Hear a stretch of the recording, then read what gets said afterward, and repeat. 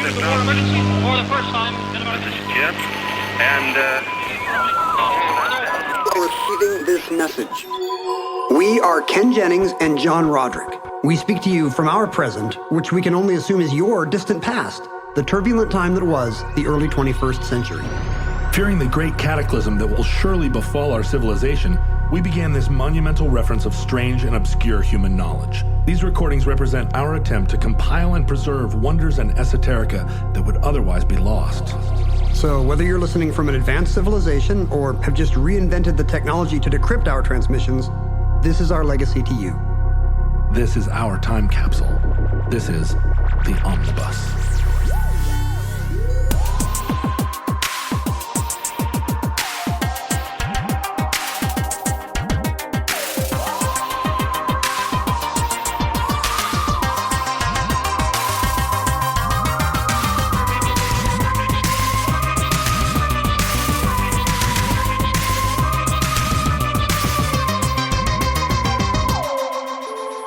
You have accessed entry 1422.PS0305, certificate number 31942. We now conclude our broadcast day.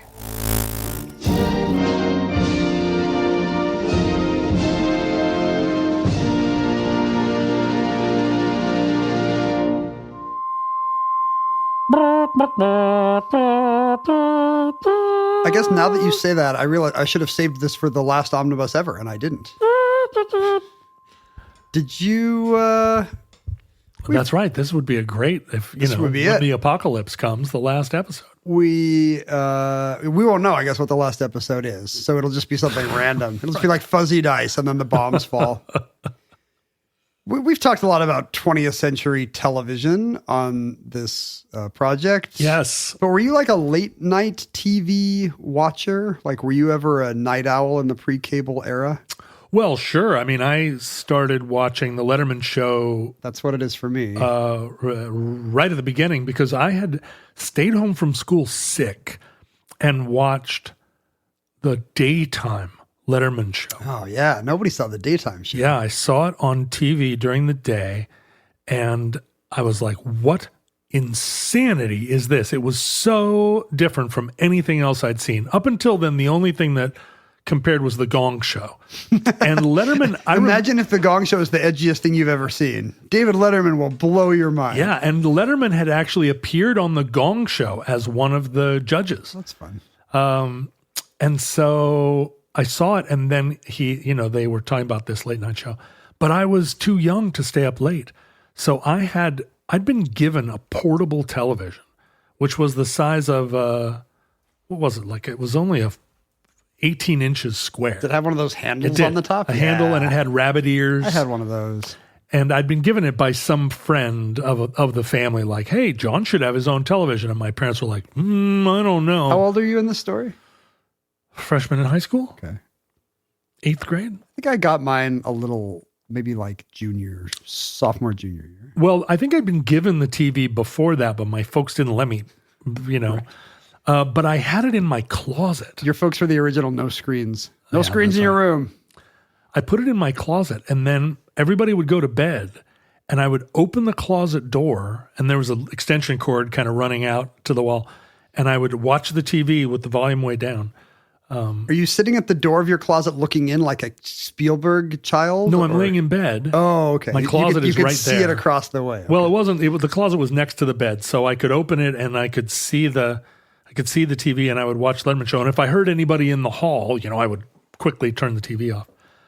And before that, I think, on Friday nights we'd stay up and watch Twilight Zone when it was just old Twilight Zone showing on. Yeah, the late movie we would sometimes watch.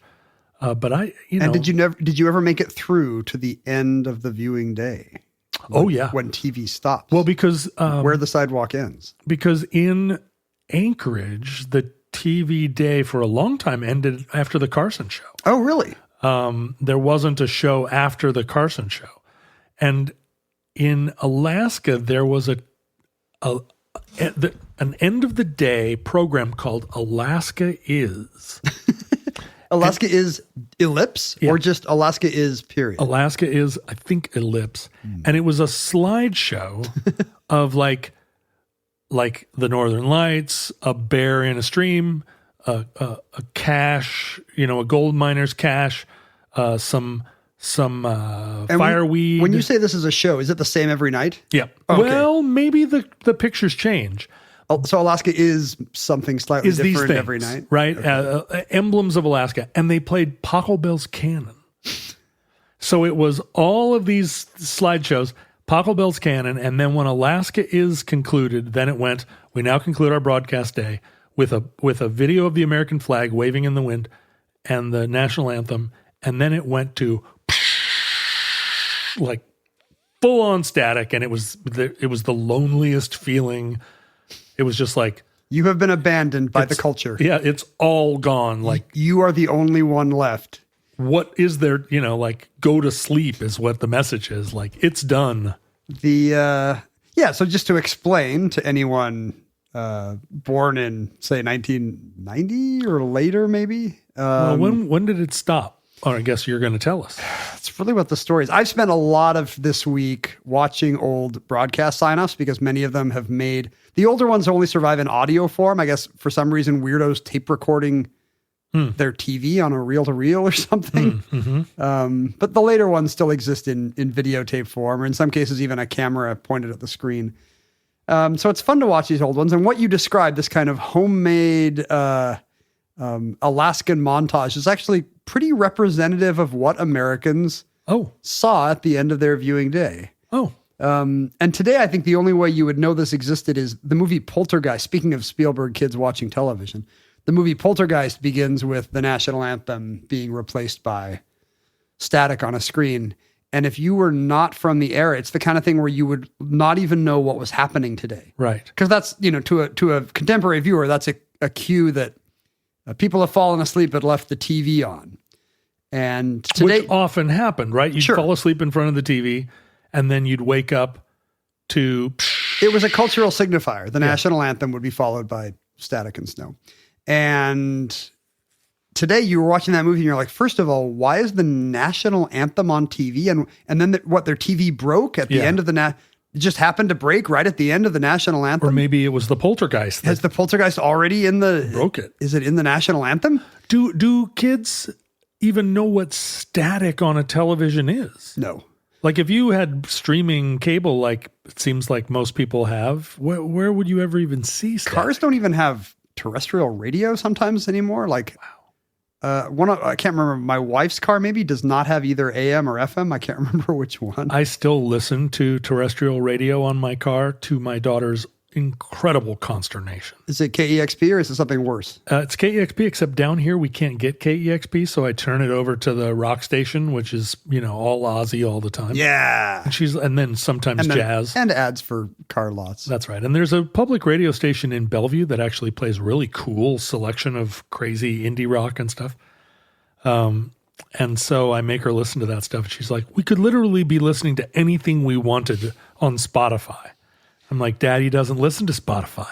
I want to talk about the cultural divide. It's kind of what this made me think of, the cultural divide between the era we're in now, where stuff continues all the time, a stream of it just blaring at you, and the time when you felt like somebody was putting on entertainment for you. Have you been to a local TV station at any point in the last decade? Yeah, I used to be somewhat of a frequent guest on the channel. What the hell? Channel 5 News. There was really. And now let's talk to our crackpot, John Roderick. John, tell us about the new bike lane in your neighborhood. Well, I'll tell you, Ken.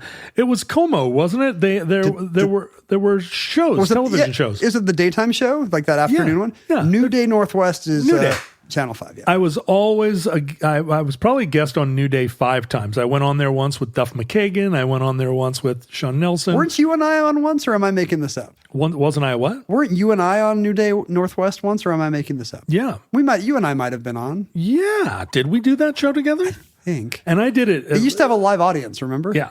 Oh, yeah. Every show I did had a live audience because this was before they moved out of the Como building. And then I did it once when I was King Neptune, when they moved to the new building, which didn't have a live audience. The one by the stadium? No. You and I did one there. So it was there. I did 2 there, and then 5 at the old Como building, which was a classic, like, brutalist television studio. But not Como. Como's at not Dealey Plaza. Como's at Fisher Plaza across from the Space Needle. Right? Yeah, that was the old one. Yeah. But Como's still there. No. Channel 5. Channel 5's king. No, okay. The rest of the show will be us arguing about local affiliates. No. They moved they're not in that building anymore. Well, they're in a building down across from the baseball stadium. No, King is.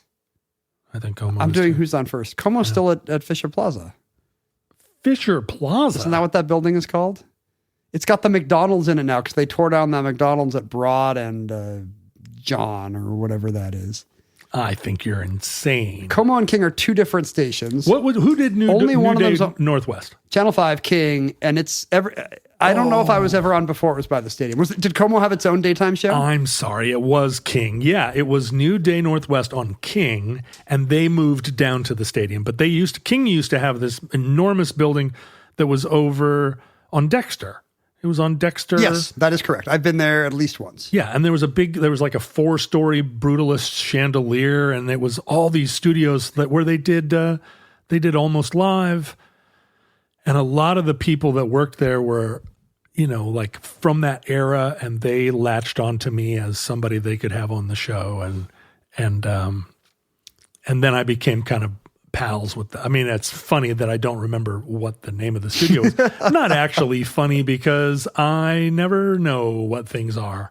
I had to think about it for a while. I was at a party the other day and I ran into Rachel Bell, whom you know, and I know Rachel. And she does cookbooks, and we were kind of reminiscing about what it's like to be a guest on New Day Northwest, because a lot of markets used to have these little local talk shows that they would put on in the afternoon when there was a bigger audience at home. It was Margaret Larson. Margaret Larson was the host. I remember her. And she was delightful. And I really enjoyed being on those shows. I'm sure I'll find some photos of that. She, and Portland still has one. I was on my book tour and I went to the Portland version of this. But, you go to these local TV shows now and the whole industry's just been hollowed out to the degree that you're kind of just left with a little overwhelming sadness. Yeah. When you see local TV. Like, if you go on morning news on some local station, you'll walk in and you'll feel like you and the other on-camera personality are the only people in the building. Presumably there's somebody in the booth, but the cameras will be robot cameras now. And somebody has just pressed a button and the camera knows bzzz, to go over here to get the other angle. And then the other camera quietly goes bzzz, over here like a Roomba to get the angle when they go to commercial. Look at this. Here's a link. Hot Topics with the Omnibus podcast pair, John Roderick and Ken Jennings, joining to talk about the Golden Globes, a Tinder dog, medieval times, and 3D printing. Do you remember when we talked about the Golden Globes and 3D printing? That's pretty great. But local stations used to have a lot of this kind of programming because everybody was watching, broadcast TV. There was really nothing else on. Yeah. And all those kids programs were all local TV. That's right. First, right? JP Patches, and then apparently the Portland equivalent that Krusty the Clown is based on, because Matt Groening grew up watching Rusty Nails or whoever Portland's after-school clown was. Just some clown that would show you public domain cartoons and then kind of dink around in the meantime with pipe cleaners or something. Those shows were all slightly, even when I was a kid, they were slightly old-timey coded. Yeah. Even though JP Patches and Captain Kangaroo were still on the air, I was like, is this for me? Am I watching Howdy Doody? Like, what even is this? I mean, JP Patches. Well, but I mean, again, I love JP Patches, but I was not going to watch that if Sesame Street was on. I got to say, I'm 5 years older than you, so JP Patches still had some right down mid-century, like, okay, right look at this. Down the plate for this you. Is real stuff here. It's the real deal. And now it just kind of you go on these shows, and you just have the sense that are 80 people watching me? Are 800 people watching me? 180? Right. You don't really know, but it seems like you have to wonder who's watching NBC Channel 5 at 2 p.m. What always astonished me was who are the 100 people that are the live audience for New Day Northwest at 2:00 p.m. Like, what are you people doing? But a couple of times it's I went buses out from assisted living. Yeah, I think, shook in many hands cases. with people like, oh yeah, come, they'd like to talk to you. And it was, Yeah, tourists and people that were just, I think they maybe were in the hotel and the concierge was like, want to go see a television show? I've got a TV ticket. And they all were smiling and, like they all applauded. You should never fall for that in LA, much less in Seattle. They don't, the Jeopardy audience all feels like Jeopardy superfans. They are very enthusiastic. Those tickets go fast. Yeah. But except for the industry scumbags that are in there just because because they're like, I can do whatever I want. Did they sit you next to the industry scumbags? Oh, there was some high roller and his fashion model. These are my children. bosses you're talking about, by the way, that we laughingly refer to as industry scumbags. They could fire me right now. So let's tell more jokes about them. No, I love them all. They were super nice to me and we had a wonderful time. So local TV is kind of sad now, but you have to imagine, and you will have to imagine because it's not true anymore, that this was kind of the center of the public square for American cities for a big chunk of the 20th century. Yeah. Was what these local stations were putting on because there were only a few options and everybody had a TV on. So hundreds of thousands of people were watching whatever this station was in many cities. You divide your viewing audience by 3 in Chicago or whatever, and that's a ton of people. Well, I've told you before that in Anchorage when I was a kid, there was a time delay on all national shows because they put the Carson Show and the sitcoms and stuff on tape on a barge, and they showed it all a week later. If you flew down to the lower 48 and watched Happy Days and then went home, you would see that know. Same episode a week later. Spoil it for your friends. You'd be like, oh, you're not going to believe what happened to Laverne. That's so funny because you and I basically had the same childhood because I was a little further over on the Pacific Rim. Right. And we got things either a day later if they were on the satellite, like sports or the Oscars or whatever, or we got it like 3 months later if it was coming on videotape. So here's a MacGyver that my cousins had seen back in February, and we're finally getting it in October. Yeah, right. It was like, imagine Alaska only more out of touch. Where everybody spoke Korean instead of only some of the people. Well, it's on the people watching MacGyver, presumably, were all on the base and did not speak that much Korean. Right, I see what you're saying. But yeah, actually at the time it was a broadcast channel. So I'm sure a lot of Koreans were brushing up on their English by watching whatever was getting broadcast to the troops. They were watching Give Me a Break with Nell Carter. Do you think that the on-base radio station had a powerful enough transmitter that half of Seoul could watch the shows? The TV and the radio stations did. And I think it was by design because they had, just like, KEXP can't get here to Normandy Park apparently, but like the Armed Forces Television in Seoul was broadcasting all the way up to Uijeongbu by the DMZ, but also all the troops. Yeah, there's a lot of little camps and different Air Force and Army bases spread out all over the countryside. And it probably did act as a invasion. Radio Free America, kind of like importing American culture to people that wanted to watch it. I guess none of the programming, including the locally made PSAs, seemed to have that in mind. The PSAs did range from they would strip out all the ads and put in PSAs for like, remember to use protection or you're going to get chlamydia, right. But also like, let's explain to you how prices work at the commissary or, good stuff. Remember the regulations about wearing your BDUs off post or, hilariously specific, views into whatever the whoever was running the base thought his men, he would have said, needed to know. But there weren't PSAs that were like, things aren't better in North Korea. So if you were thinking... It wasn't like, don't go to the Yankee Go Home riots. We love Korea. Right. Like, remember in the 50s? There wasn't a lot of that. But because it was just broadcast unscrambled, I'm sure a lot of Koreans were like, well, I didn't want to watch the Jeffersons tonight, but I do want to learn English. So here we go. In the States, and also Armed Forces Television, and even in Alaska, which is barely the States. And sort of an armed forces camp. It's halfway between being in America and being on an army base is Alaska. Yeah. We'll split the difference. They did not air all day and all night. No. For various reasons. One was just a lack of programming. Like in the 50s, for example, the TV station would be off for big chunks of the day, offered parts of the day. Yeah, like Howdy Doody would come on after school, and that would be, the station would spring to life. Whoa, I didn't know that. Yeah, I mean, programming expanded as the audience grew, but there just wasn't an audience for many times of day. So at a time of day that would have low viewership, for example, in the 50s, that might have been, 11 a.m. They hadn't invented the idea that a housewife would sit and have the TV going while she did her ironing. Exactly. That was what radio was for. TV had a much smaller audience in an age of fewer sets. And again, through the end of the century, at the middle of the night, there was just not enough people to make putting on programming a value proposition. There was also some thought, this is more in the early days of TV, that it was actually better for your set. That let it rest. Yeah, if televisions had, if they were sending you delightful programming 24 hours a day, some people are going to leave their TV on, and the Westinghouse tells us the tubes are not made for that. Yeah, right. I don't know if this is true or not, but there's at least word out of the Cold War that the Soviet Union would instruct people to turn off and unplug their TVs during the times of day when the program. So that was their sign off, was like, and now unplug your TV, comrade. We will see you. The revolution continues tomorrow at 11. Now, longtime Omnibus listeners have heard us recommend HelloFresh before. I'll say. Because we genuinely love it. We do.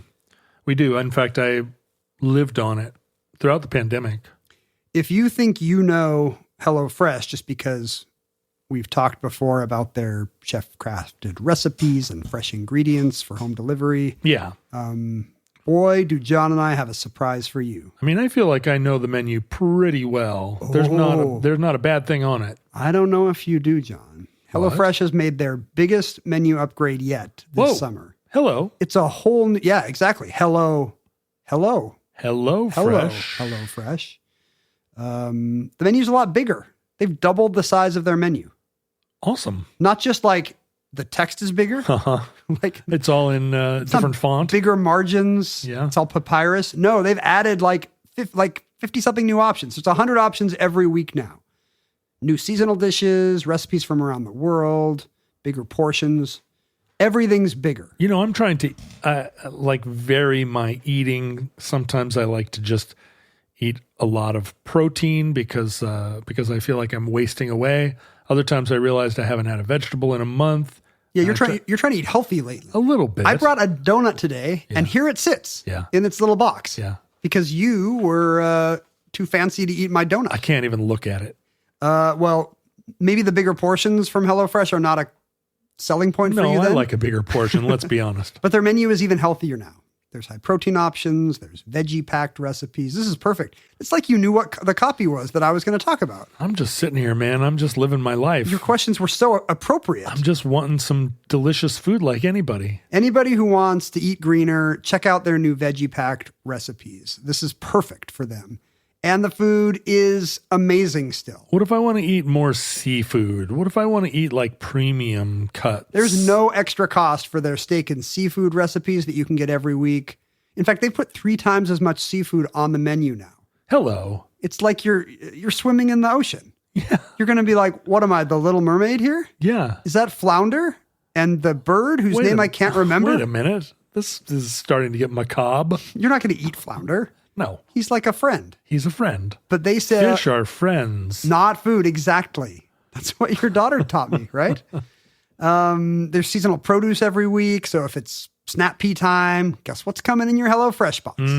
Corn on the cob. Stone fruit. All the delicious stuff. The best foods of the season. I'm kind of hungry right now. I think I'm going to go see what HelloFresh has sent me this week. But before we do that, John... Because you and I love and eat HelloFresh so much, should we offer something a little special to our hungrier listeners? Well, here's what I already know. I usually go to HelloFresh.com/omnibus, but now I'm going to recommend go to HelloFresh.com/omnibus10FM. 10 FM, what does that mean? 10 free meals. What? Yeah, that's right. 10 free meals and a free item for life. 1 per box with an active subscription. Free meals applied as discount on first box. New subscribers only. Varies by plan. And if you already have subscribed to HelloFresh, do not hesitate to go to HelloFresh.com/omnibus and order your delicious HelloFresh. But if you are a new subscriber, go to HelloFresh.com patreon.com/omnibus10FM to get 10 free meals and a free item for life. I'm going there right now. Did you ever watch a TV that was actually a cathode ray TV? Oh yeah, weren't all TVs CRTs until? Well, they were, but this is one of those generation gaps between you and me. I'm wondering if you remember. Oh yeah, I remember like a tube TV. I'm sorry, not cathode ray, but a TV tube that was powered by tubes. I don't know. I mean, we called it the tube, but I feel like everything would just go to a point, and that was cathode ray, right? When you turned it off. Yeah, but like a TV that you could burn images into the screen that you could never get off if you left it on and something was sort of a static picture. Is that actually different than what I would have had as a kid? I thought I had the same tech that my parents were watching Davy Crockett on. Well, there was that transition from tube to transistor. And transistor TVs were lighter, and you could have a bigger screen with a smaller cabinet.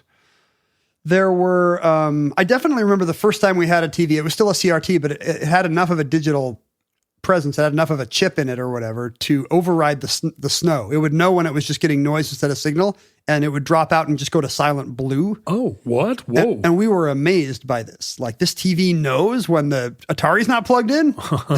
That's crazy. How does it know that? Because, you spend a lot of your childhood, if you were Gen X, turning your TV to a non-existent channel like 2 or 3 so that you could plug in your video game platform. Right. Which came with a weird little hardware that would tell the TV. Yeah, you'd switch it. I don't want to see channel 3 right now. I want to see my Atari. I'm playing Space Invaders. And then the other reason to go off the air at night would actually be related to the station itself. Like, they had engineering stuff to do. Especially in the earlier days of TV, they would have engineers living on site in case something went wrong. I mean, people today might know the cliche of like a station going down for technical difficulties and having to put up a weird still of a broken camera or something. Right. I remember that. Because that would happen like maybe a time or two a week. Yeah. And somebody's rushing to replace a tube or a transistor somewhere. And so night was the repair time. Just, it's the same reason why most US cities don't have transit running all night, because you got to work on the rails and the switches sometime. But it has always felt, as a night person, it's always felt also like a kind of moral idea that people should be in bed. And if you were up at night, you were a degenerate. Yeah. I mean, I don't know if that's a side effect or if that's part of the intention, but surely if they thought that it was a moral good to run TV at night, they would have done so. Yeah, right. But they did not. You should get up at dawn. And you should go to bed at dusk. Early to bed and early to rise. Right. I mean, Benjamin Franklin was not watching Star Trek reruns after the Late Show. This must have been such a boon when the VHS tape came out for night owls. Finally, something to watch after the late movie. And I guess cable came out sort of not very long after. Cable's the game changer here, I think, as we'll see.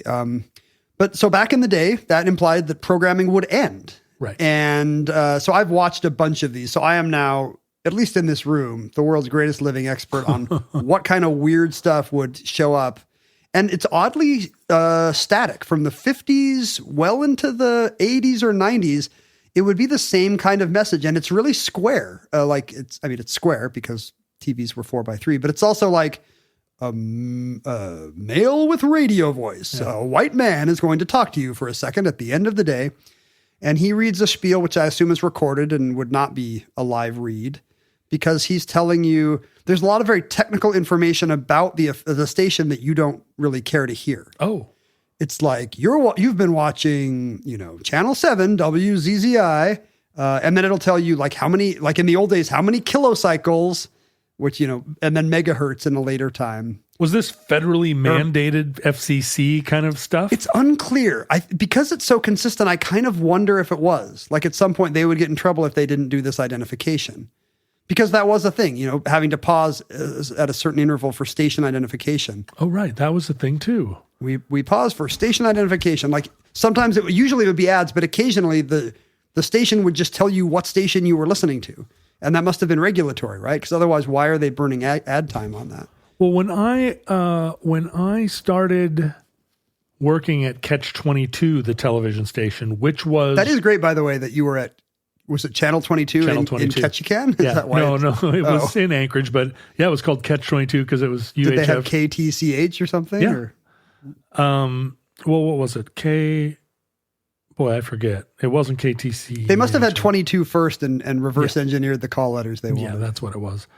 But we were 24 hours and it was radical. I remember it being like, no, you guys, we're open all night. And that was why I got a job, because nobody wanted the midnight to 6 a.m. shift except for a 17-year-old kid and whatever rules they bent. It's the land of the midnight sun, not land of the midnight, the Waltons reruns. But I had to get an FCC license in order to be part of which I still have, because I don't think they expire. But, you needed one to operate a ham radio. Yeah. Like the FCC didn't kid around. So I assume it's regulatory when they are always telling you, broadcasting on this UHF channel, whatever it is, with this many, the wattage of the station, the frequency, generally this would be accompanied by a still card, which just looks like a weird cardboard printed thing with a big 4 on it in the 50s, and gradually kind of becomes an airbrushed or computer rendered thing as color and civilization march onward. What did the 4 mean? Just whatever the channel number is. It would just be their logo. I see. Like it would just be a very simple numerical logo. And sometimes it charmingly was like handmade looking. Beep, beep, beep. And it showed like a countdown, 4, 3, 2, 1 before a show, I guess, before that came back on. What was the title card that had like a circle that looked like a bullseye?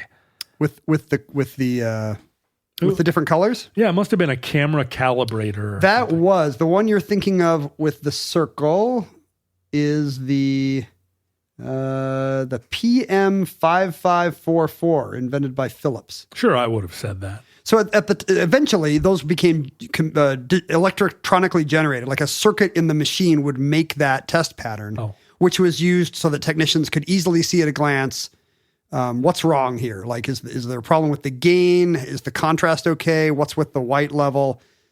Different parts of that bullseye thing, it's like a circle with a bunch of squares in it of different colors, were specifically to indicate, okay, what is the cyan yellow balance or something, just so that, because you would know which transistor was out based on which part of that looked weird. Sure. But at first it wasn't electronically generated. Like it would just be a printed thing. Like that started with the, we'll get to the test patterns in a second. But like before you get to the test pattern, there's all this information. The guy talks about, where they're broadcasting from proudly with a picture and later a video of the antenna, like coming to you from the top of Mount whatever. And you'd see their antenna, just a sign of phallic broadcasting power. Yeah, the power. And they would give their address, which I'm sure stopped happening very soon after the first crackpots started showing up. But for decades, they would be located at 726 Sunset, with their, and they would say who owned and operated the station. There was a lengthy thing where they would show a picture of the television code.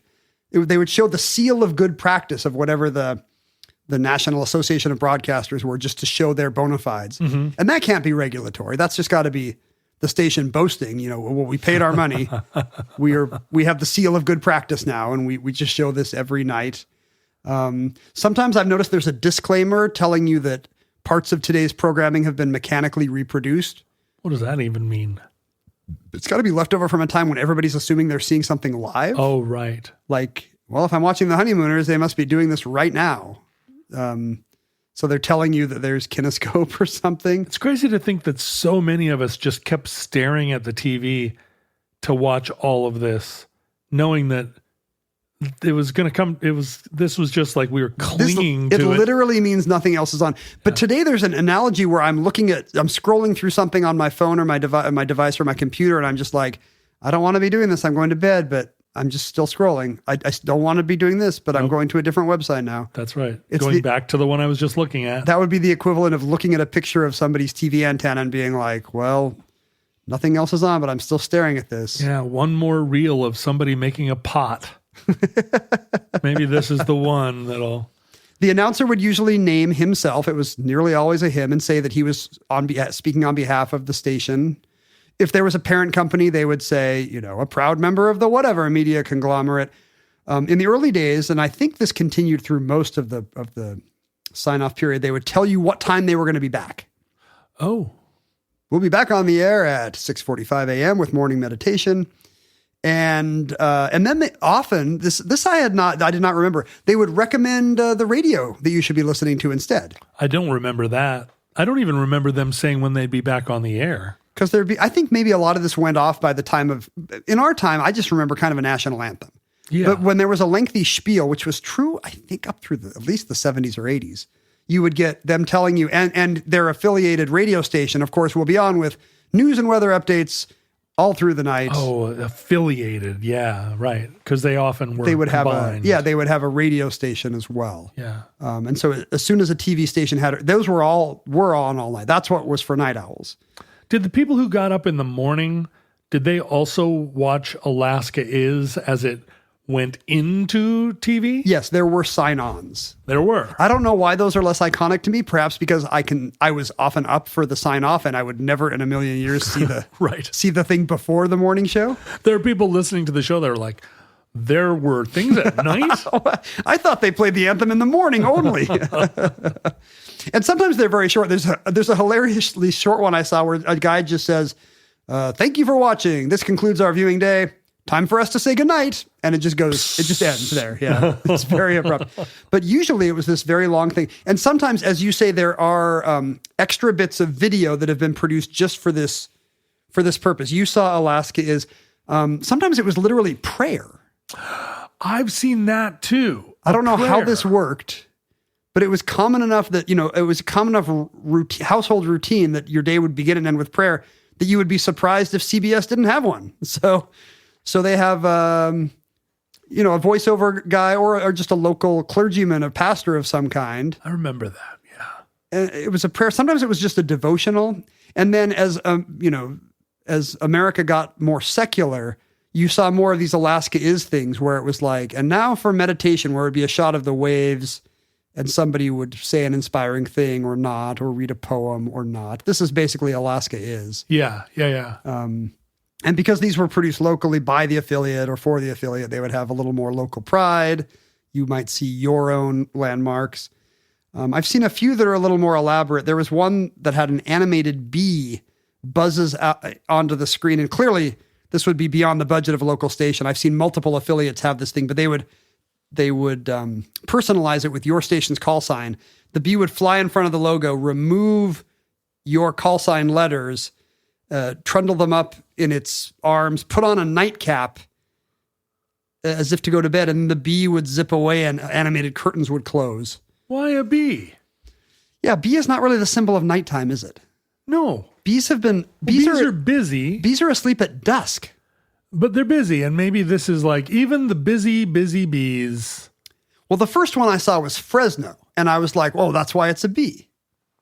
Oh, because that's the name of the Fresno. Somehow the bee is very important to the industrious Armenians and their cohorts of Fresno, California. But then I saw the bee on other call signs, and I was like, "Oh no, some studio just sold this to the bee." Anybody who wants. Yeah, it should be. What should it be? An owl or no? Yeah. The owl, but the owl would still be up. It wouldn't be going to bed. Oh, what goes to bed at late at night? Yeah, not a bee. No, not a possum or a raccoon. They're up all night too. It's like there's no kind of animal that is like a human in that it'll stay up till Letterman's over. Yeah, right. Right. Either the animals are long asleep or they're going to be up till dawn at that point. What else besides us? Because we're not hunting at night, really. We're just sort of punting. I mean, there are animals that are exactly not hunting. We're punting. There are crepuscular animals that are most active at twilight. Right. But, the late movie or Carson is on considerably after twilight, except in Alaska, I guess. It's just, in the summer. Right. It's just us who, you know what it is? A lot of us don't go to bed because every time we close our eyes, we fear death. Like there's zero proof to those of us that have no sense of the future that every time you shut off that you'll ever wake up again. That animated bee might be the last thing you see. Yeah. So stay awake. And as you've alluded to, this station identification spiel was almost always followed by a lengthy playing of the national anthem. Usually by the military band or something. Well, there are versions, yes. Many of them were military bands. And what I came to realize is that, well, first of all, it's a cheap place to license footage of somebody playing the national anthem. Right. Like the Marine Band doesn't want the same royalty that Lawrence Welk Orchestra does. Right. If you want to hear the national anthem. Or Jimi Hendrix. Like that guy. You can't afford that. It's like when you hear a Beatles song in a movie and you're like, holy cow. They put the whole budget of the film in Somebody there. like tracked down Olivia Harrison and Yoko. What I realized, and this was a delight to me, is that a lot of the reasons why these were military coded was not just because they were cheap, but because the military had produced them for their own purposes, for armed forces television, and to play on base theaters. Oh. And this I knew to be true because when I went to movies as a kid, the national anthem would always play before the feature. And did everybody stand? Everybody stood. And this is a story that maybe I have told here, but it would always be a military band playing the national anthem with not shots just of amber waves of grain, but mostly of fighter planes and tanks. It would be a very army-pilled version of I've seen that too. I don't know where. Well, stations would take them. Yeah. Like once these things had been produced, they were licensed to local stations because it was kind of a de facto ad for the military. You're going to see defense hardware while you hear the national anthem. You know the one where the battleship is coming right at you and then the Navy jets fly in formation like low over the top? Like the kind of clips you would see in a recruiting commercial. Right. But the reason I remember these is because you would have to stand for the anthem, and there were always loud cymbal claps at the end of every measure. Let's see, what part of the song would it be? Dun, dun, dun, dun, dun, dun, dun, dun, dun, dun, dun, dun. And my brother was at a movie once with his friends. You know, he and his friends were at Short Circuit 2 or whatever. What? And they're doing the... Wait, your brother and his friends were in Short Circuit 2? No, they're at the movie. Oh, I see. I was like, what? I've never heard this story. This seems like a thing This is that way more interesting than what we're talking about. would have told Let's me. pivot to that. No, sadly, the show will not get interesting at this point. They are at a screening of whatever movie they're going to. And of course, they're all doing the shh. Yeah. And An usher comes in. no, like an officer freaks out, you know, like Oh, right. somebody who's there is like not just a lonely GI who doesn't care, but like, you know, for whatever reason, there's a major there. And he's like, Who are your parents? listen, you little punks, this is our national anthem. Like some of us in here fought and some of my buddies in Nam died for this anthem. And me and all my little brother and his friends are like, oh no. Because I guess they didn't know it was unpatriotic to amplify the cymbal. There's an argument that it's more patriotic to make sure the brass and percussion in the national anthem is nice I don't know enough. how strong that argument is. See, you're more military than me. You would be annoyed by the kids doing I that. would. And I would be like, let the kids cymbal crash.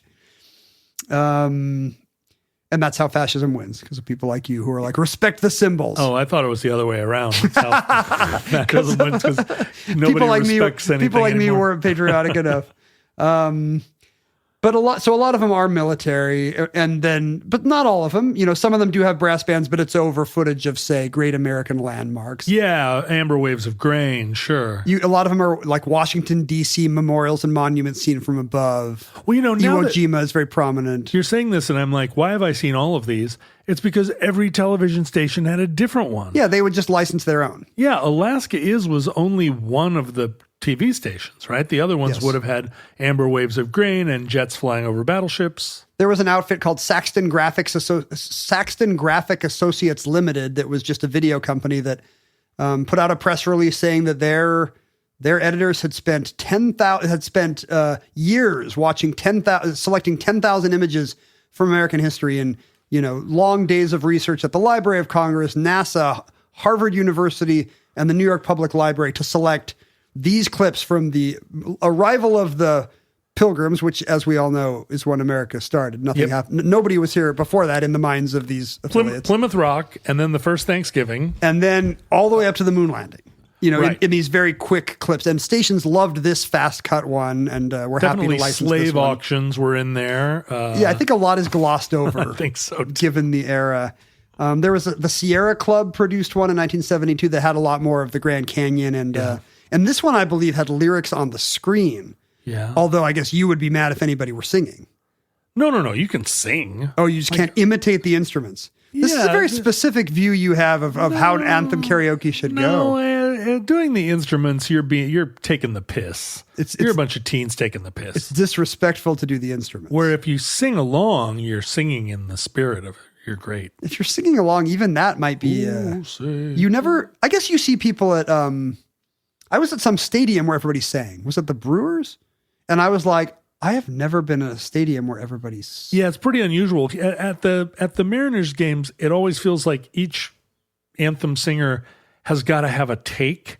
Like none of them just sing it. They're always like, I'm going to sing it in this style. I'm going to sing it in that style. A lot of melisma. Yeah, I think that's just common. That's anthem inflation. Yeah, anthem inflation. Oh, I know what it was. At the Brewers, everybody saluted.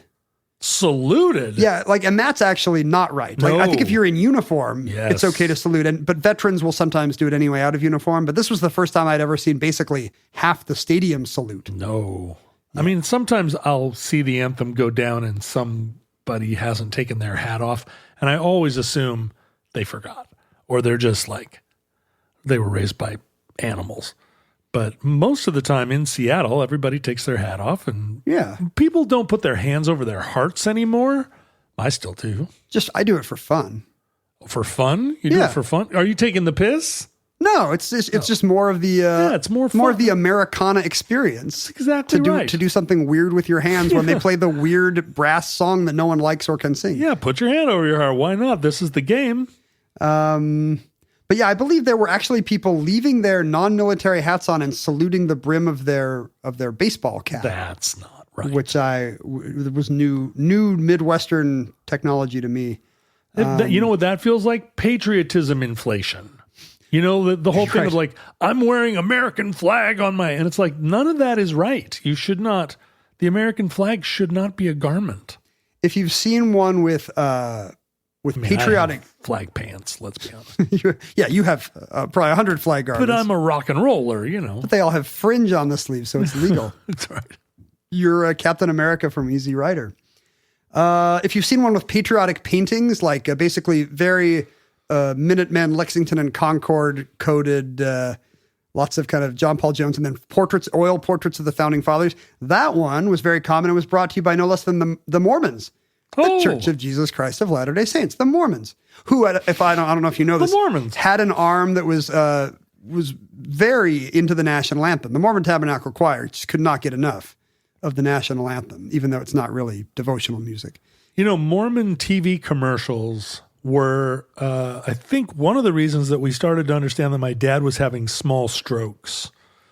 Because he would tear up at these commercials. You know, the Mormon commercials in the 80s were super emotional. Sure, the dad it was like looking at the baby but through the window, and he helped with the science fair. Yeah, like all this stuff where you're they're having a catch. What the hell? And a generation of World War II guys with unavailable fathers were. My dad was just like, old people just get tenderhearted.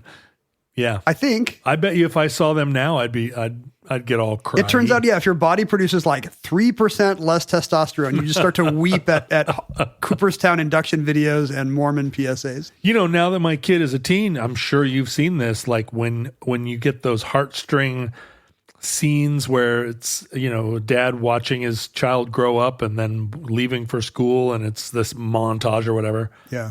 It's just starting to get to me. Because before this, I was like, nah, kids. But now I'm like, my baby. I wonder if it stays permanent or if it's a rolling window that moves through your kid's age. Like when you have a 10-year-old, are you still tearing up at the baby dad content? I bet so. Because remember. I mean, now they're going to start hitting me with the like, well, if son's at home with the, you know, kids get the flu, but it's sure nice talking to you, Dad. Yeah, you're going to get the cats in the cradle stuff. I tried to do a good job. So yeah, that one was actually I think sold at a low cost by the LDS Church because, you know, who wouldn't want the Motab sure, singing? They were the original Russian bots. And they're promoting patriotic paintings and choral arrangements of the national anthem. What could be more American? And having 9 kids. Also, yeah, you got the more Americans you produce, the more patriotic you are. There it is. There was the military ones kind of got weird. There was one after they stopped when the Marine band started to feel a little passé around the late 70s. The Air Force produced one where the anthem was played on a Moog synthesizer. What? Which now just sounds like a Wendy Carlos record. But I'm sure at the time sounded like, our fighting forces have entered the modern era. I can't imagine that. Did It's it weird. have portamento on? This one you'll know if you saw it because it begins with a montage of fighter jets moving across the runway at dawn, and eventually somebody recites. It's not the national anthem hasn't started yet. Somebody recites that poem "High Flight." You know, the I have slipped the surly bonds of earth thing. It's by a Canadian, but I think because Reagan liked it, it became de facto patriotic, right, and quasi-military. Put out my hand and touch the face of God.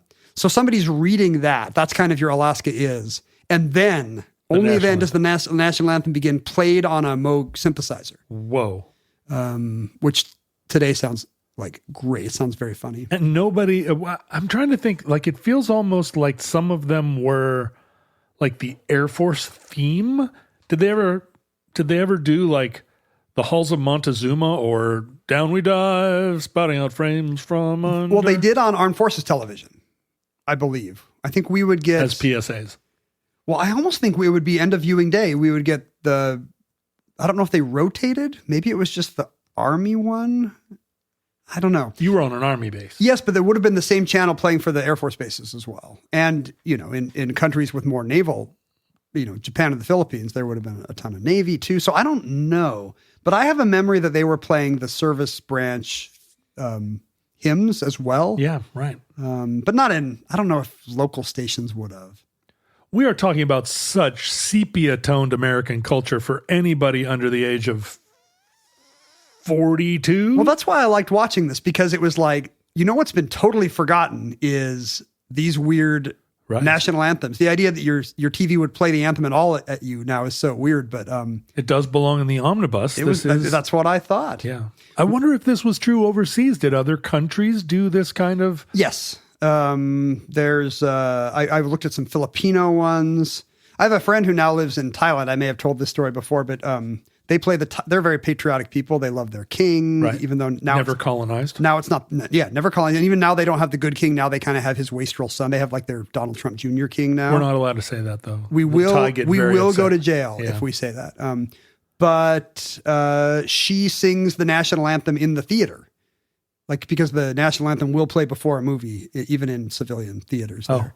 And she was the voice of the Thai national anthem. Your friend, even though she's Caucasian.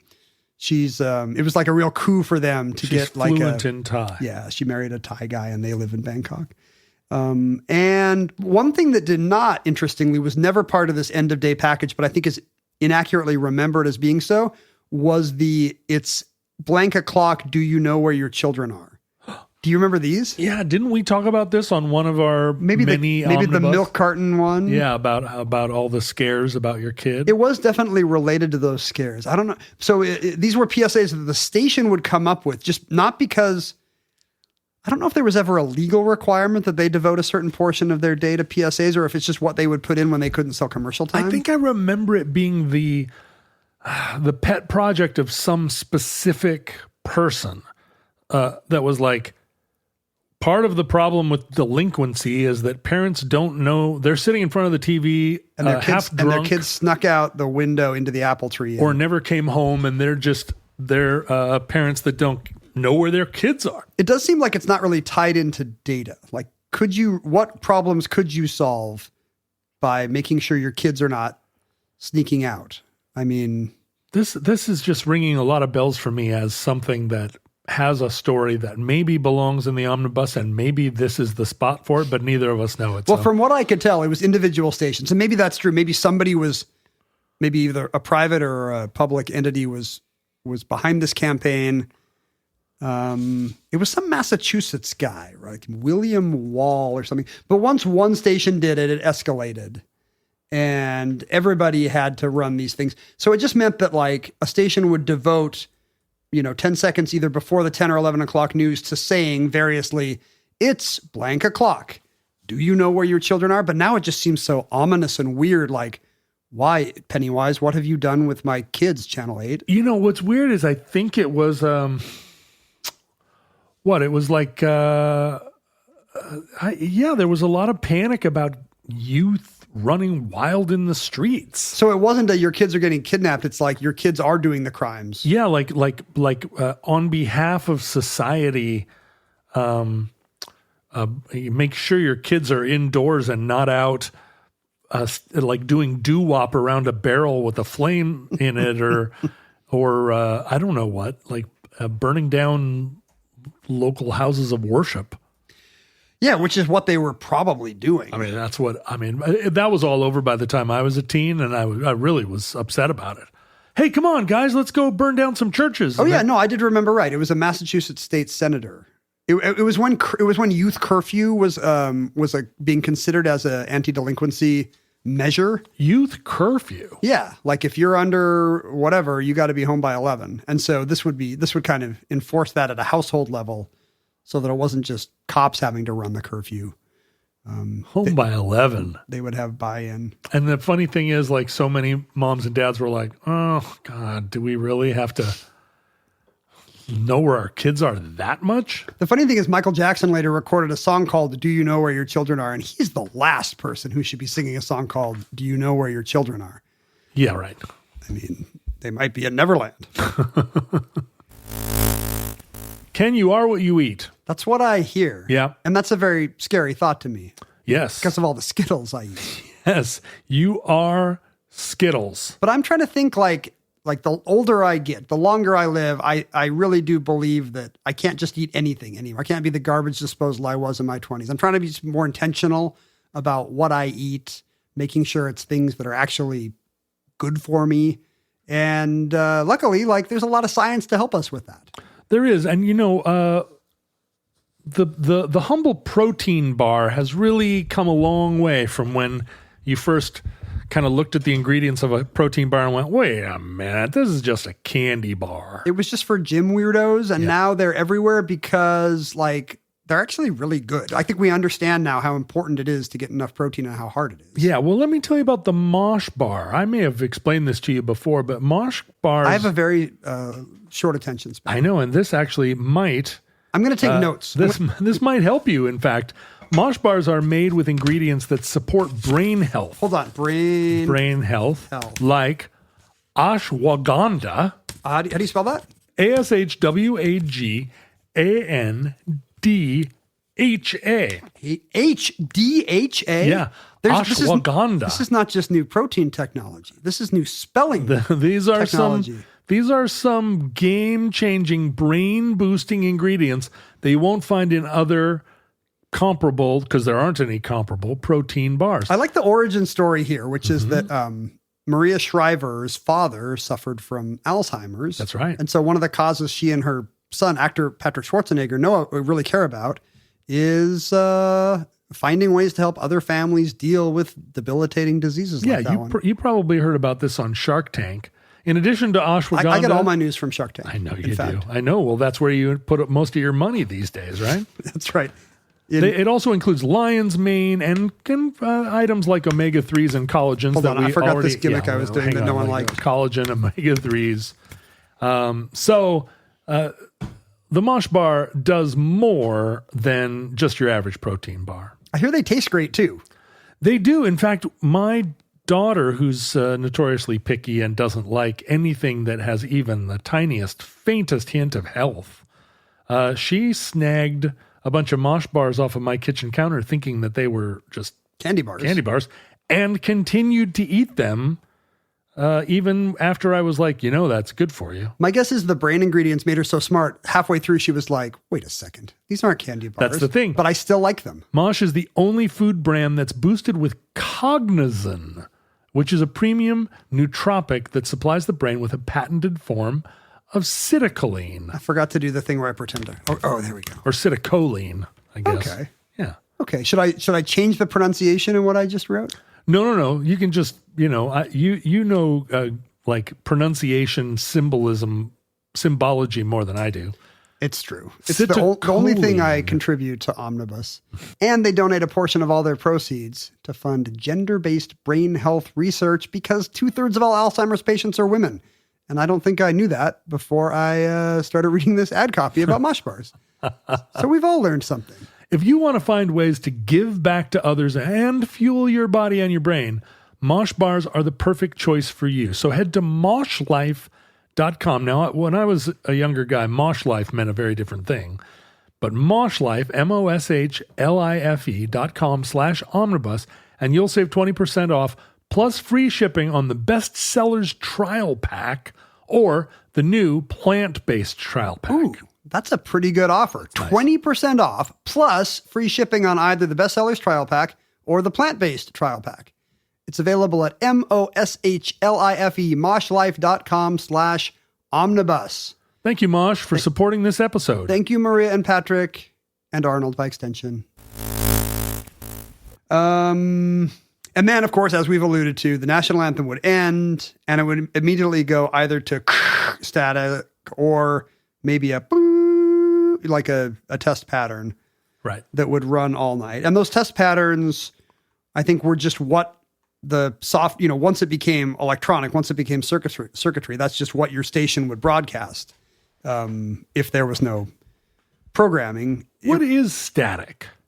So static are just random pixels. Your television, your receiver, your antenna is picking up, the same wavelengths that would make a picture, but because it's not coming from a station, it's just natural wavelengths. You're getting nothing. Natural wavelengths. What is that? Are you the Martian from the Looney Tunes Martian? Natural wavelengths. I'm going to destroy the Earth. With my particle wavelengths. So it could be atmospheric sources. It could actually be nearby, like electrical devices that put out their own fields. In some cases, it was the TV itself. Like your display had electronics in it that would be caught by the antenna. But what's interesting is that a lot of it is actually cosmic microwave background radiation. Yeah, that's what I heard, that every, what was it? Some proportion of the dots you saw on the screen were remnants of the Big Bang. From the Big Bang. And I believe this is the kind of fun poppy science fact that Carl Sagan would trot out on Cosmos or at university campus events. And there is some truth to it. I mean, it's not like you could pick out which pixel was from the Big Bang or not. But you couldn't tell them apart. Yeah, but some of that cosmic microwave background radiation is still there and is still getting picked up by antennas, and it is from the Big Bang, or at least broadly. Without the Big Bang, that stuff never would have shot out. But maybe that's true when you think about it. Isn't that true of all radiation? Would we have any of it without the Big Bang? Well, why were some particles so slow to get here from the Big Bang, and some are already on the other side of the universe? I think some of them took the bus. Yeah, got lost along the way. Yeah, they took a short. They were like, no, I'm not going to ask for directions. Stopped for 1 billion year milkshake. Milky Way is over this in this spiral arm. I'm sure of it.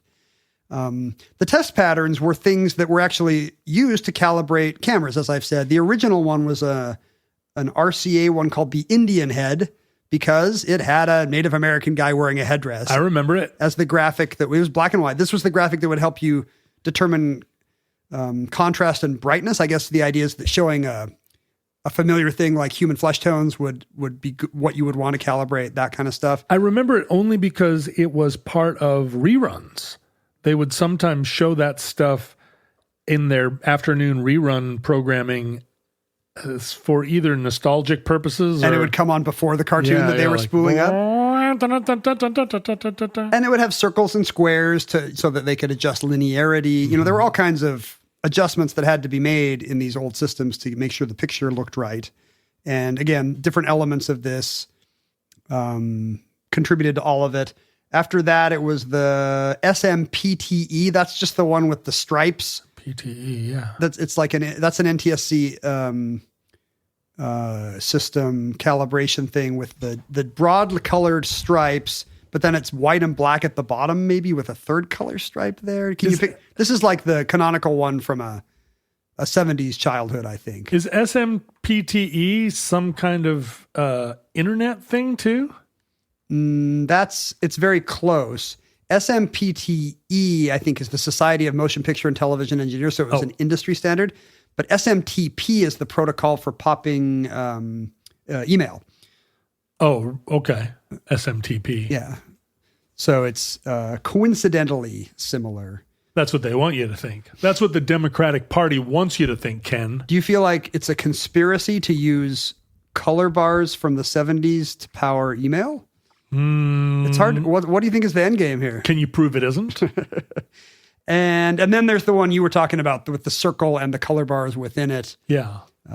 Again, these Oh my God! I just looked it up. The color bars. that takes you back, right? It really does. Look at that. Oh. And often that was what would come on first for technical difficulties. Yeah. And then somebody would have to physically put on the oops standby message. Yeah. Like they'd have to warm up something just to get the standby message up. Play that tape. Because when nothing was coming out, the default mode of the system was just send the calibration thing. It's so funny, the little title cards where it was somebody who had spilled a mop bucket or some. I think people know that one because The Simpsons has it, like a dog unplugging the set or something. So we're all waxing nostalgic about this, and maybe anybody over 40 would as well. But that Is there era, another point to this other than just you and me waxing nostalgic? to the whole show, not even just this one. Yeah, I just feel like I see. You're saying about Omnibus. In general. I mean, also to trick people into paying for the Patreon, but mostly just for you and I to be like, remember color bars? Oh yeah. Remember Air Force commercials? Well, yeah, but do you remember Orange Julius? I do. Remember when they put eggs in Orange Julius? It was like powdered eggs, right? People were cracking an egg. In the 70s, they'd actually sit right in front of you and crack a raw egg right in your Orange Julius. See, by my era, it was just in the mix. Oh, yeah. It was powdered eggs in the froth. Eggs. No. It was a raw egg, and that was how you knew it was, because you could order it. That's how you knew it was good. Yeah, you were like, with egg or without? And you'd be like, with egg. It's the cheesesteak thing? Of course. With or without? Wit. But that era came to a sad end as soon as a part of it was the shift to having to compete with 24-hour cable. Part of it was just that more low-cost programming was available, so that for almost nothing, stations had access to stuff they could put on at night. It could be movies or it could be reruns. Maybe they had access to a cable feed from a corporate parent, and they could just become, some cable station at night. But for the most part, as I think you and I both know, it was infomercials. Oh, see, that was later. Originally, it was like cowboy movies and war movies. What can we get that we don't have to pay rights to? Yeah, like infomercials. If we already have a package of something.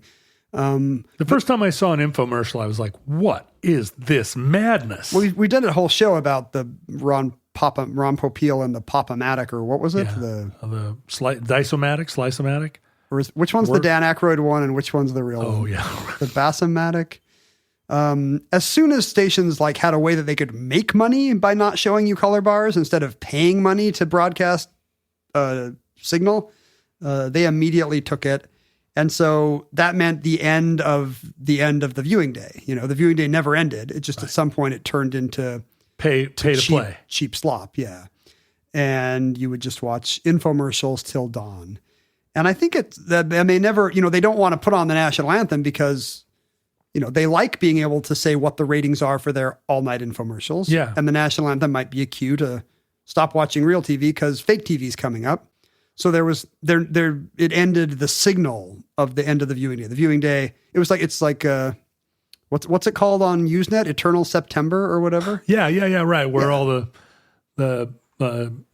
noobs came on and never left. It's like that. It's eternal viewing day, broadcast day. There was no national anthem anymore. Well, at Catch-22, and I think this is true of late night TV, you always saw that because advertising rates got really cheap at night, local businesses that couldn't afford primetime ads were suddenly on there. And it wasn't just ambulance chasers and stuff like that. It was like...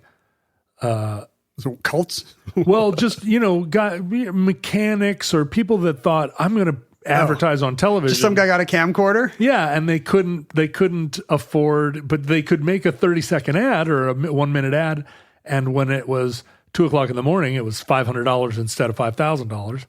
And so we always had hilarious late night ads because none of the big companies bothered. one thing that occurred to me watching these sign-offs is that it's a very personal touch. You know, that somebody is speaking to you on behalf of the station to thank you for watching. The implication is, here are the shows that we chose to put on for you today. They're like a little acting troupe, like they're doing Shakespeare in the Park for you. Yeah. And we decided to put all this stuff on for you, but you know what? That's it for tonight, fellas. But you know what? We're going to be back with some more great programming tomorrow. And, you know, it's a little bit hokey. And, you know, I think we kind of associate the television with a weird, artificial American kind of communal hearth. But it was really that compared to entertainment today, because there was a sense of curation. You know, people were making these afternoon shows for you. And then the local news team would come in and boy, you'd trust them. And one of them's going to tell you which coupons to clip. And somebody else is keeping an eye out for your mortgage or whatever. And there was really a sense that a group of people were your companions in entertaining you. It was not just the set was kind of running. And that went away. Like radio became Clear Channel, and then it became Spotify, which is even worse. There's no personality behind it at all. You never hear a human voice. It very quickly stops playing what you asked it to play and just starts branching out to what it thinks you will want to play. So it kind of becomes background noise. And just the default way we listen to entertainment really changed, and it's kind of summed up by the losing the sign-off. Yeah, I think more and more we're realizing that most of us were meant to just have a pretty limited amount of input and mostly just the friends that you have around your village and your work. It's 3 channels is close to what evolution prepared us for. Yeah, kind of, you know. But Spotify is not. And it goes off at night. Right. And like that alone is pretty human. Yeah, but if you kids, no phones upstairs. Plug in your phones in the kitchen. If you think about like between 5 o'clock and midnight, you've got 7 hours, assuming that every program is a half an hour, which they weren't, but that's like 14 shows you could possibly watch per 3 channels. Boy, that's a lot of entertainment. But you're not going to you can't watch all 3 channels. So if you started at 5 and watched straight to midnight, the most you could possibly see was 14 different things, some of which would be news, of which would be more than a half an hour, or hour-long show, talk shows. And not everything would be for you. You'd be like, well, I don't want to watch Love Connection. I'm out. Or, I do want to watch cartoons, or I do want to watch Simon and Simon, but I'm not going to watch Benson. You would kind of choose your own adventure, but it wasn't from a very unlimited. from a very limited palette. And that's probably what most of us are capable of. It's not good for us to have our top choice at all times, even when it comes to art and entertainment. Well, no, and I feel like that whole, I'm going to binge 40 episodes of this television show in 3 days. It's like, that is pretty fun, but it's kind of like doing drugs. It's fun in the exact same way as I'm going to get really messed up. That's funny. I was going to say Thanksgiving dinner. It's too much. And your analogy is immediately, it's more like needle drugs. It's like it's Friday and screw the world. I'm going to be wasted until I have to be at work on Monday. I have to say, as a freelancer, I'm like, who can just sit and binge TV? But on days when I do, for whatever reason, have to do something more like a job, still not digging ditches, but when I feel like I've had a long day at the office, I do just want to sit in front of the TV. Yeah. And I can't fault somebody for that. No, not at all. But it being the same thing. I mean, people like to get drunk every night too. And it's the same. I got off work sucks. It does seem weird to say it's better for you to have to choose between 3 things you don't like. To watch your favorite thing over and over is inherently worse for the brain and the soul than having to choose between 3 mid options. But I kind of feel like it is worse. My mom said they would get done with dinner.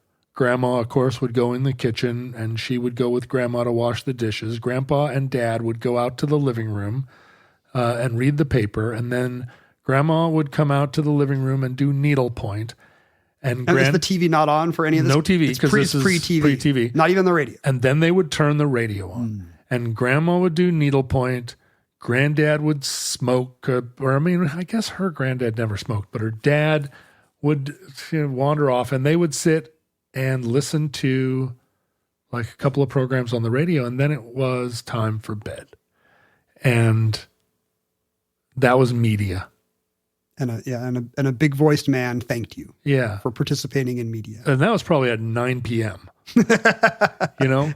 And that was maybe,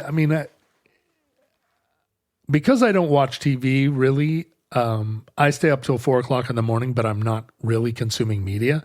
I'm stacking BBs. And are you really not looking at your phone?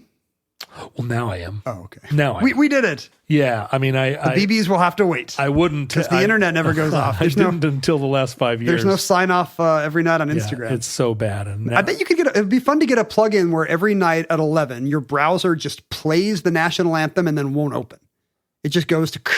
Well, you can set it. You can set those kind of parental controls on you, but the problem is you're the parent.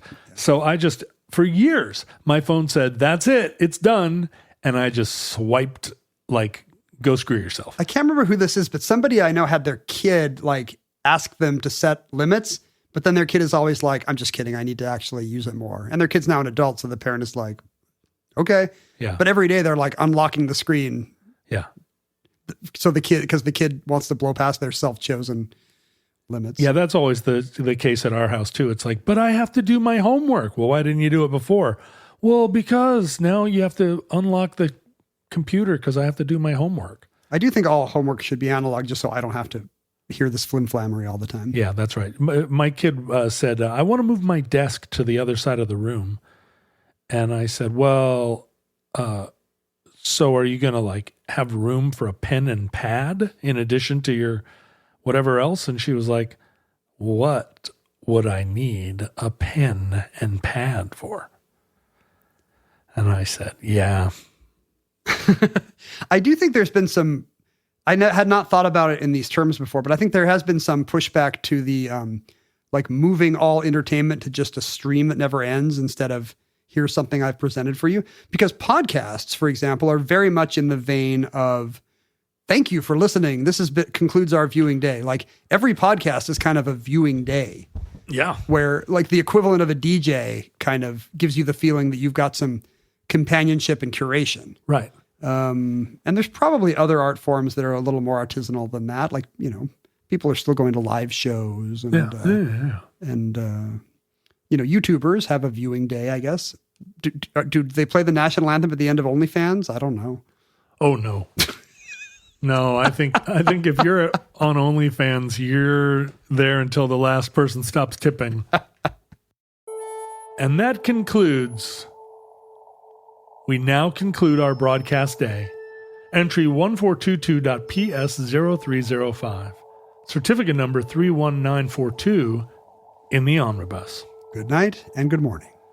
Futurelings, social media is a trash fire, and I admit now that instead of stacking BBs all night, I stack BBs for a little while, and then I remember that my phone has Instagram reels of horses' hooves being trimmed and increasingly AI faked helicopter crashes and shark attacks. We need to get you back to your eccentric analog hobbies. Well, what's interesting is, I will put something down and then I'll forget where I put it, and then I'll remember my phone and I'll look at it for a while, and then I'll remember I was looking for something and I'll put my phone down and go, it's really, my life is marvelous because I really have the attention of a golden retriever. And so I thought you were going to say goldfish, but you upped it. I have the one level up from a goldfish, a golden retriever. And I don't, all of my vices, ever since I stopped doing drugs, the thing about cigarettes is they're always there. So you always want a cigarette. But since I quit smoking cigarettes, like I have zero things that sustain my attention for longer than 11 minutes. So even the phone, polluting as it. What's the time of a cigarette? I should know this. Oh, it depends. American Spirits take 5 minutes to smoke, whereas Export A's take 2 minutes to smoke. Oh, but it never gets higher than 5 minutes. Problem with American Spirits is they burn forever. forever. And they taste like you're smoking a prairie fire. So there's trade-offs. Yeah. And that part of the reason I think they made 100s was they would take longer to smoke, but nobody smokes 100s except for babysitters. I don't even know. Is it longer? Yeah. Oh, okay. It's not, okay. They're longer. It's not girthier. No, they're just the same cigarette except longer. It's hundreds is what? 100 what? 100 millimeters. 100,000. I don't know. 100 cigarette. 100 tobacco leaves. Yeah. The other ones are 80 cigarette and those are 100 cigarette. But like, does it imply you can't go higher? Like science is not yet? No, aren't there 120s? I'm not sure. I just thought 100 was like a percentage. Maybe it is. It's 100% of cigarette. That's all the cigarette that you get. But like export A's are shorter and their filters are shorter. And they taste like chocolate. They're such a much better cigarette, but they're Canadian. Maybe you should not be luring our audience into smoking. No. Don't smoke if you're not already. Kids, don't smoke. If you're smoking Marlboro Reds, why don't you go try a pack of Export A Blues or Golds? I think you'll find they're a better cigarette. Don't smoke. It'll just make you seem cooler. Yeah. And, you don't want the complications that come from that. But futurelings, I want to tell you to find us on social media. You can see me on there every once in a while, not arguing for the Democratic Party, but explaining to people why the Democratic Party, or explaining to people how the Democratic Party works. You may not like it. In fact, there's every reason not to like it. But I want people to understand how it works, rather than continue to think that it's some kind of conspiracy. Conspiracy. Well, and it's not just that it annoys you. Like you think the party would be better if all these vocal people got involved. Yeah, and you're not wrong. If you're mad at the Democratic Party, join the Democratic Party. It's 100% determined by who's a member of it. So if you are mad at it, and the people you are most likely to be mad at are probably older than you. So 100%. You could outlast them. The problem with the Democratic Party is that it's full of old people because they're the ones that have been members of it for a long time. Of course, they're not going to vote for your socialist candidate because they are exactly who you think they are. They're your boomer moms and dads. But the way to get them out is to join the Democratic Party and be a socialist there. Clicking on a funny Zoran video doesn't actually help the party. Yeah, and yelling at old Democrats really doesn't help. But I think you should yell at John. You can yell at me, and the way to do that is to write us at theomnibusproject@gmail.com and say, hey, John and Ken, this letter is mostly for John. John, you are a boomer Republican for ever suggesting that the Democratic Party is salvageable. And that's fair. You can also join other futurelings on Facebook and on Reddit and on Discord and on and on and on. And you can go on those places and say, why is John such a boomer Republican? And then somebody else will be like, I don't think you're really listening to him. I don't think you understand. And then you guys can yell back and forth. Sounds great. And everybody can say, the woke one is Ken. Yeah, I'll take that. He's the woke one. I'll take all your scorn. Yeah, but little do you realize, I'm funding the Sandinistas with my money. You can send us things. Please don't send us anything that explodes. Just send John whatever those chocolatey Canadian cigarettes were. No, don't send me those. Jesus, I don't need those around. No, but you can send me chocolate. We used to have a listener who worked for the Hershey people in Hershey, Pennsylvania, and used to send me chocolate bars. That was marvelous times. I think he does not work there anymore. Maybe he got fired for sending so much product to you free. If you took his job and work at Hershey, send us Hershey bars. You can send those things to P.O. Box 55744, Shoreline, Washington, 98155. That's the zip code we settled on. And you can join the community of people that support the show. Hold on. Because you're doing the mail. You've got mail. Stuff. Sorry. I've got stuff. Let's see. You've got mail. You've got mail, John. Lily and Buddy sent us this 7 Wonders of the UP postcard because they're Upper on Peninsula. Michigan's Upper Peninsula. God, I want to go. They enjoyed pasties, cherry festivals, the wreck of the Edmund Fitzgerald. Oh, this is maybe what all the things are? No. Yeah, all the things. The Sulaks, Mackinac Bridge. Sorry. Mackinac Bridge / Island. And thank you for I've never been. You ever been to the UP? No, I never have, and I regret it. I was looking at a Fiat Spider that was for sale somewhere up there, and I was like, this is it. I'm going to fly. I'm going to buy this Spider. I'm going to fly it. I'm going to drive this Fiat all around the Upper Peninsula. And then I was like, you're a dad that has a child, and you cannot take 3 weeks off to drive your 2-seat Italian sports car around that, is like a $5,000 car. Probably will break 4 times. You don't have this. You're not, this isn't your life. Well, you could go to the Upper Peninsula without buying a Fiat Spider, one assumes. Can you? Maybe if I bought a Sunbeam Alpine. Jonathan sent us a postcard from Gallatin, Missouri, where he admired an old rotary jail, only 18 ever built. A weird... Was it like a panopticon? It looks like I was like a Necronomicon. No, it is panopticon-like, except it's actually a merry-go-round. Like it spins like a rotating restaurant.